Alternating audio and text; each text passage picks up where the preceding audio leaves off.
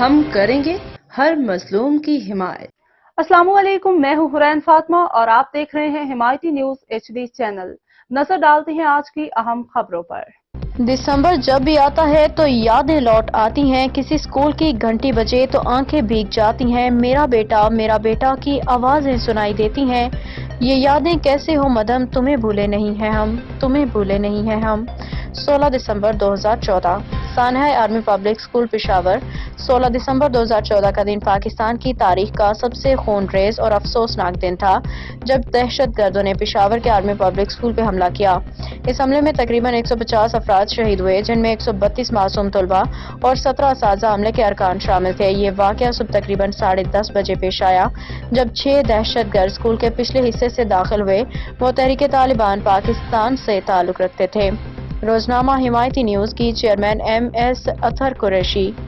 اعوذ باللہ من الشیطان الرجیم، بسم اللہ الرحمن الرحیم، ورفعنا لک ذکرک، صدق اللہ العظیم۔ ناظرین، آج 16 دسمبر ہے اور یہ دن پاکستان کی تاریخ میں ہم بلیک ڈے کے حوالے سے مناتے ہیں۔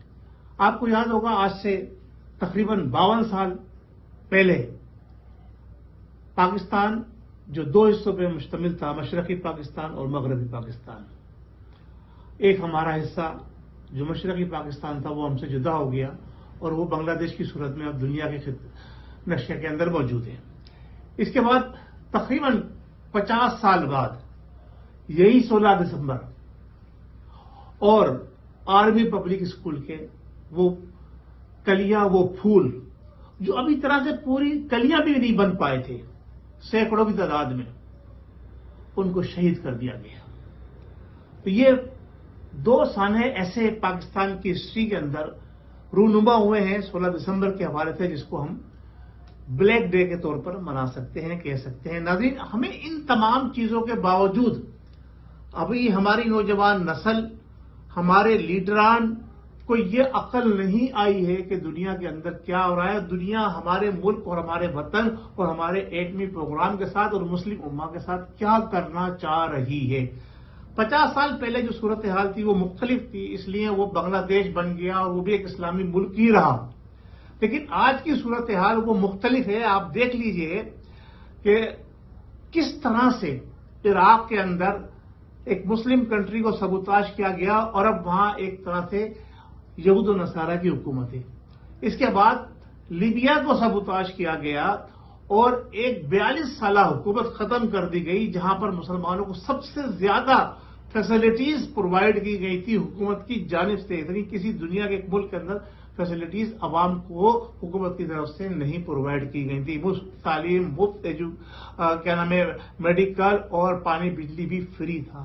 اب آپ سوچئے، ابھی جو صورتحال سیریا اور شام میں ہوئی ہے، مجاہدین نے یقیناً وہاں پر اپنا جو ہے حکومت بنا لی ہے، لیکن جو حالات وہاں کے ہیں وہ بڑے ابتر ہیں۔ وہاں پر بھی ایک طرح سے یہ سمجھ لیجئے کہ امریکہ کا کنٹرول ہے۔ ایسی صورتحال کے اندر اگر ہمارے ملک کے اندر کوئی مزید سانحہ رونما ہوا، میں آج اس لیے یہ بات کر رہا ہوں کہ یہ دن ایسا ہے کہ یہ سانحات اس دن کے اندر بہت سارے ہوئے ہیں۔ ابھی لیبیا میں بھی اس دن کے اندر سانحات ہوئے 16 تاریخ کے حوالے سے۔ تو آپ لوگوں کی میں توجہ اس طرح متوجہ کرانا چاہ رہا ہوں کہ ہمیں ہماری مسلح اداروں کے ساتھ کھڑے ہو کے شانہ بہ شانہ چلتے ہوئے اپنے ملک، اپنے وطن، اپنے دین، اپنے مذہب کا دفاع کرنے میں ان کا ساتھ دینا ہے، اور جو لادینی قوتیں سازشیں کر رہی ہیں ان کو اپنے منہ توڑ جواب دینا ہے کہ ہمارے ملک کے اندر ایسے سانحات دوبارہ پیش نہ ہوں۔